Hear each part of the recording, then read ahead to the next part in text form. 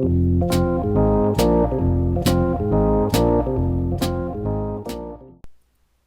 this is Ed Keeter from Keeter Consulting. I'm a self-employed small business consultant located in Grand Rapids, Michigan. If this video podcast catches your attention, there is a ton of additional information, including more podcasts, in my blog at www.keeterconsulting.com. Today's topic is intended to challenge some preconceptions you may have about both traditional employment and self-employment as vocational goals. Basically, I'm answering the question, why self-employment? Conventional thinking at any agency that provides vocational rehabilitation services, such as Michigan Rehabilitation Services or the Department of Veterans Affairs, has always held that in almost every case, pursuing the goal of traditional employment, getting hired as an employee by a business, was the clearly preferable option. In fact, self-employment was generally regarded as an option of last resort, if even then. For a long time, and for several good reasons, this philosophy made decent sense. Until 10 or 15 years ago, employment at a company usually meant better wages, more job security, and valuable benefits like medical, dental, and retirement. Meanwhile, self-employment generally required more time and money to implement while offering none of the perks of traditional employment. And, as is still the case, the failure rate of new small businesses is amazingly high. However, the past decade has completely changed the economic landscape. In the current economic climate, it's taking employees longer than ever to successfully compete for and obtain a new job, and we've seen the wages and benefits offered by employers decrease dramatically. We've also seen employers require much higher levels of skill from their workers, meaning that more time, expense, and risk is necessary to prepare a candidate for competitive employment.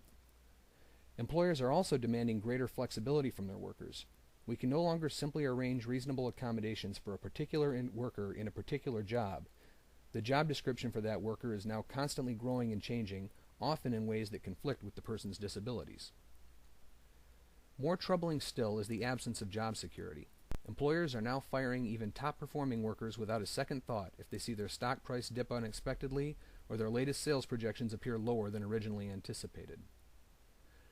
Let's contrast the advantages and disadvantages of traditional employment in today's world against the advantages and disadvantages of self-employment.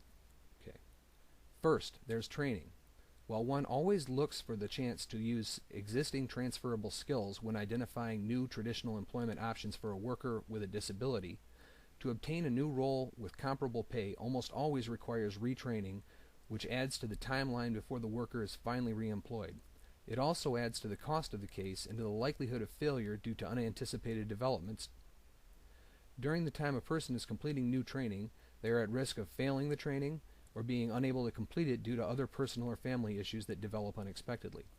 Also, the labor market may change during that time period, lessening the value of the training in the eyes of employers. Conversely, self-employment relies almost exclusively on the individual's pre-existing skills and experiences. There may be brief, inexpensive, generic training opportunities for things like Microsoft Office or QuickBooks, but these are low-cost, low-risk options that produce training that is easily carried over into a variety of other occupations. Next, there's cost. In the experience of the Central Michigan University LaBelle Entrepreneurial Center, the program that I work for as a contract consultant, the average total case cost for a typical self-employment case, as well as the success rate for those cases, is virtually identical for the costs and success rates of traditional employment cases. However, the self-employment cases usually can be worked through to a successful closure more quickly because there's less training and job hunting involved. Another issue of concern is accommodating a person's disability. As we mentioned earlier, it's not enough to identify a single job and provide accommodations. For example, if a person has a vision and mobility impairment and works as an insurance adjuster, we might be able to accommodate their workspace with various adaptive tools, but when their employer now requires them to work with multiple locations or train new employees or conduct office tours for visiting customers, entirely new accommodations are necessary, assuming they're even possible. A self-employed person has much greater control over if, when, and how his or her job evolves and expands. The self-employed person also has the opportunity to either outsource certain aspects of the job or to hire another employee to handle those aspects of the job that conflict with the owner's impairments. This, of course, requires that the business is sufficiently profitable to absorb the added expense of that vendor or employee's services, but that added expense can be factored into the business plan from its inception. If the business won't be able to cover the additional overhead, then the idea is a non-starter and no money is spent pursuing an option that ultimately cannot succeed. Finally, there's the issue of security. As we have already noted, job security in traditional employment settings is a thing of the past.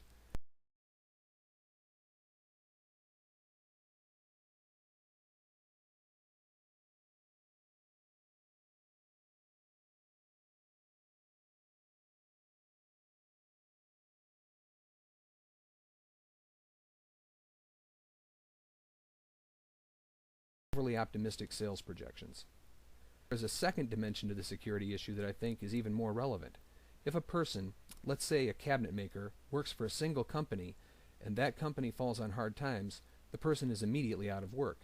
That same cabinet maker, if he or she was self-employed and contracting his or her work to 4 or 5 different companies, could withstand the collapse of 1 or even 2 of their client companies, facing a serious financial hit, but not ultimately putting them out of work.